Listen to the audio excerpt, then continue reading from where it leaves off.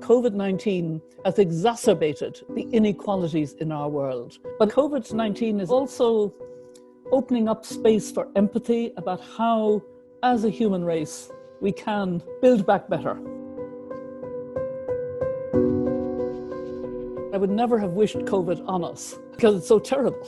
But actually, it has disrupted completely our lives, and we couldn't have continued with business as usual. It was going to lead us to disaster.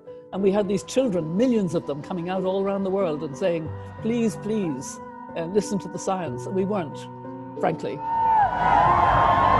have to get out of COVID in a way that helps us to get out of climate, meaning go green, and do it in a way that also links with developing countries.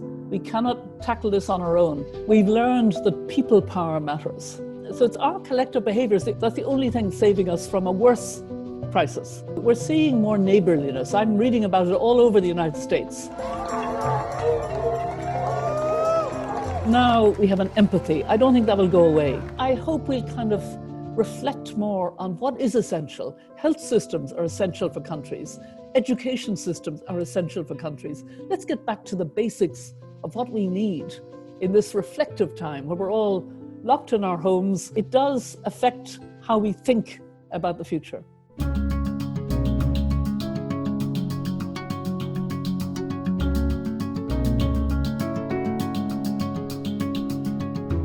Far, far more people have died from climate change than are dying from COVID-19. Far more. From the huge impacts globally, and we didn't listen or care.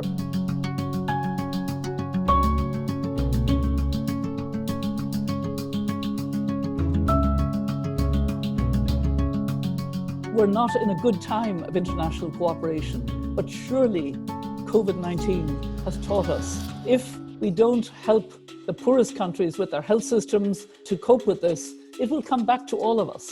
This is an interconnected world. It's a fragile world.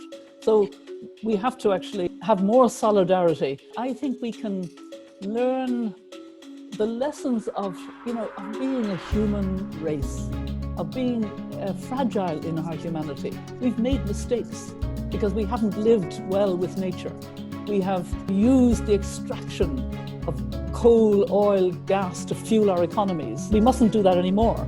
We have to get out of that. Those who have the responsibility at government level or at business level for policies have to listen to what people are really feeling about our world.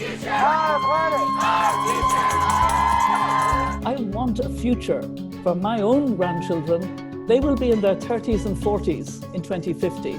They will share the world with more than 9 billion, maybe 9.5 billion. How will that work? This was on my mind before COVID. It's on my mind even more now.